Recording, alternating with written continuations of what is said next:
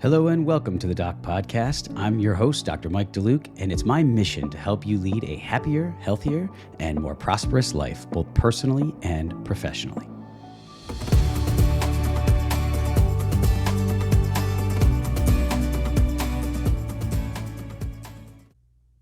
Hello and welcome to this episode of the Doc Podcast. Today, I'm not actually going to have a guest with me. Instead, we're going to spend a little bit of time talking about getting to know your personal financial status.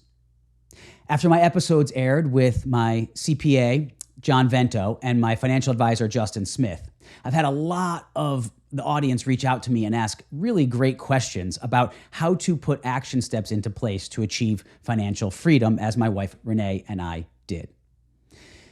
In order to do so, one of the things that we talked about with Justin specifically was developing a balance sheet or your financial report card. So in order to do that, I decided to take the form that we use, clear our information out, and make it available to you. So if you go to the Doc website, theorthocoach.com, and click on the QR code or the link, you'll be able to open up a free copy of a balance sheet. And what I'm going to do is take a little bit of time today to talk more about how to navigate that and fill it out, as well as give you a little bit of background of the importance of this exercise. It's striking how few people know their personal financial status. In other words, what I mean by that is, if I asked you now, do you know your monthly cash flow and your net worth? What would your answer be? How about if I asked you the amount of money you'll need to retire and at what age you're going to be able to work because you want to, not because you have to? That's the point at which you reach financial freedom, when you work because you want to, not because you have to. My CPA, John Vento, he wrote a book and he refers to that point as point X. For most of us, if we're completely honest with ourselves, the answers to those questions I just asked is no. See, in all our years of school, most people aren't really ever taught to learn anything about their personal finance, fiscal responsibility, or how to work towards achieving financial freedom. And the numbers bear that out.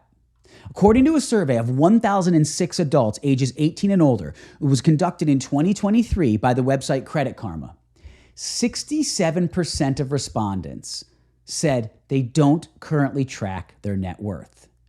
51% said they don't even know how to calculate their net worth. 38% of Gen Zers and 33% of millennials believe the term net worth only applies to wealthy or rich people. And 56% don't believe knowing their net worth is even important. Furthermore, perhaps most shocking, 30% of Gen Zers said they care more about celebrities' net worth than their very own. Unfortunately, those celebrities aren't going to be around to care for you when you want to retire. The crazy thing is, it's actually really easy to calculate your cash flow and net worth once you have the right tools to do it. And that's where the balance sheet comes in. As I said, just go to theorthocoach.com, click on the QR code or the link provided, and you'll be able to get access to this amazing free resource. I'm also going to take a moment now to just explain how to fill it out, because I found that as I was telling people to fill out a balance sheet, a lot of them didn't really even know where to start, where to begin. So I'm going to take a moment now to do an exercise I do with a lot of residents when I teach, and that is, let's go through the components of a balance sheet and how you can go about figuring it out to calculate your cash flow and your net worth. Before we start, I want to address the question I get asked all the time, which is, Mike, why do we need to know this? Isn't this something my accountant or my financial advisor should be doing for me? And the answer to that is simple. Your finances are your responsibility, no one else's. You need to know where you are at financially and where you want to be in the future before you can have others help figure out what you need to do to get there. It's no different than, say, you want to lose weight, lower your blood pressure or your cholesterol. You have to know your starting numbers before you know how much you need to change, how much you need to lose, before you can even measure progress as you're making it. Once you know that baseline, your doctor can then help you figure out how to get there, analogous to what your CPA and your financial advisor can do. But if you don't know your starting point or where you want to end up, there's not much an accountant, financial advisor, or doctor are going to be able to do to help you. Once you've gone to the website and downloaded the free copy of the balance sheet, I want you to fill it out as soon as possible. Take your time doing it. And it's so important you make sure all the information that you input is accurate and thorough. Otherwise, it's like weighing yourself on an inaccurate scale.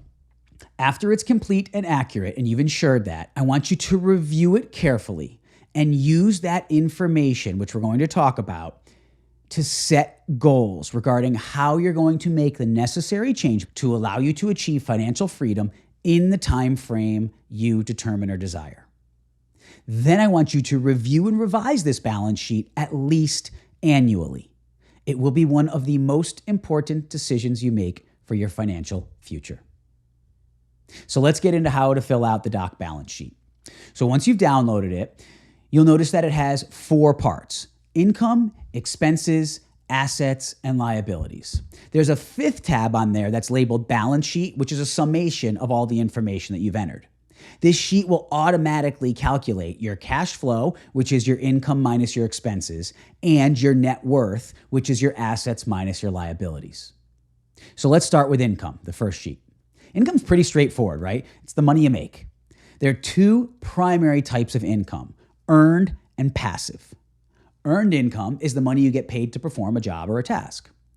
Passive income is the money you make from a source other than an employer or a contractor. The second part is expenses. Expenses are also pretty straightforward. It's the money you spend.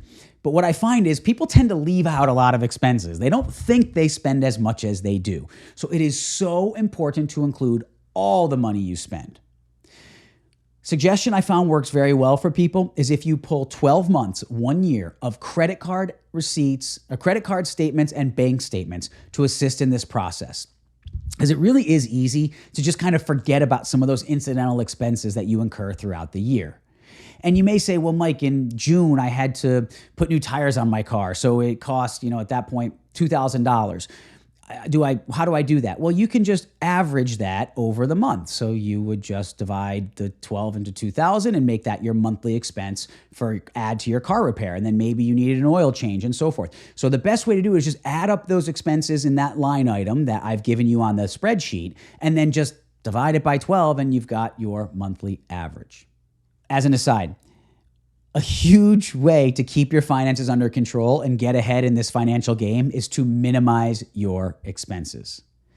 I realize that can be easier said than done, but it is so important that you don't spend more than you make. In fact, you should actually spend significantly less than you make and save the difference. Developing these good spending and saving habits and managing your cash flow, which is the difference between what you make and what you spend, is the key to financial success. No matter who you listen to or what guru out there you listen to about finance, you can't get ahead unless you put yourself in a situation of positive cash flow. In addition, since taxes are typically our largest expense, which John Vento went into in detail, it's really important that you're aware of both the federal and state taxes, if you're in a state that has a state tax, that you pay, as well as the self-employment tax that you pay. And you pay half of that even if you're not self-employed. If you're self-employed, you pay all of it, the 15.3%. So it's important that you include that and put that into your expenses because, as you know from John, taxes are your single biggest expense. As I mentioned before, when you take these 2 numbers that we now have, our income and our expenses, and you subtract your expenses from your income, you get your cash flow. If you have a positive number, you have positive cash flow. If you have a negative number, you have negative cash flow. The greater your cash flow, the more you can put towards building your assets, and the more quickly you'll reach financial freedom. So while we're on the topic of assets, let's get into that as the third and next part. An asset is something you own that has value and or can be used to produce positive economic value. In other words, something that puts money in your pocket is an easy way to think about it. So examples would be cash on hand, stocks, bonds, real estate, businesses, etc. It technically also includes items like jewelry, automobiles, boats, luxury items such as that. I find these are tricky though, because you're not typically going to sell them for profit, so they rarely produce a positive economic value. And not to mention that the latter two, automobiles and boats, depreciate in value over time, almost all do, and so they're not really great investments, but technically they are assets, so you can include them. However, with the caveat that if these items make up a large percentage of your asset pool, then that is certainly a cause for concern. Lastly, let's look at the fourth area, and that's liabilities. A liability is a financial obligation or debt for which you are responsible. In other words, it's something that takes money out of your pocket. Examples include student loans, bank debt, mortgage debt, automobile debt, credit card debt, etc. So as I stated before, to determine your net worth, you just simply subtract your liabilities from your assets, and the doc balance sheet's going to do that from you automatically. If it's a positive number, you have a positive net worth. If it's a negative number, you have a negative net worth. And that's literally it. That's all you need to do to calculate your cash flow and net worth and complete your balance sheet. So conceptually, that's really easy, right? It's not hard to do that. But emotionally, this can be pretty challenging, especially if you don't have the best numbers. If you're spending more than you make and or you have more liabilities than assets, or a negative net worth, it can be pretty humbling. It's kind of like realizing you go to the doctor and they tell you you're 50 pounds overweight or your cholesterol is 50 points too high. It's not something you really want to hear. But if that's the case and that's the reality, you need to hear it, because you can't improve if you don't know where you're starting. This is just the starting point. So when you complete this exercise, you're just figuring out your baseline. You're also way ahead of the majority of Americans, as the research from Credit Karma indicated, and you've taken the first and most important step in your journey to achieving financial stability and freedom. So I've told this story before in some of my podcasts and my lectures, but 20 years ago, my wife Renee and I sat down to do this exact exercise for the first time ever. And let's just say it was rough. In fact, it was pretty miserable. We literally went through a bottle of wine while we were doing it to try to numb the pain. But our income was kind of equal to our expenses, and it was essentially equal. And we had zero assets, as well as significant student loan debt. So we had no cash flow and a very negative net worth. It sucked to see it, plain and simple. It wasn't fun. But seeing that reality is what motivated us to do better and allowed us to set the goals that we needed to set to take the appropriate action steps to change our financial circumstances.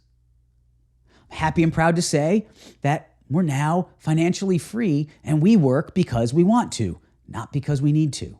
And to be honest, it feels great. It really does. We also do still update our balance sheet every single year. In fact, we just finished it last week.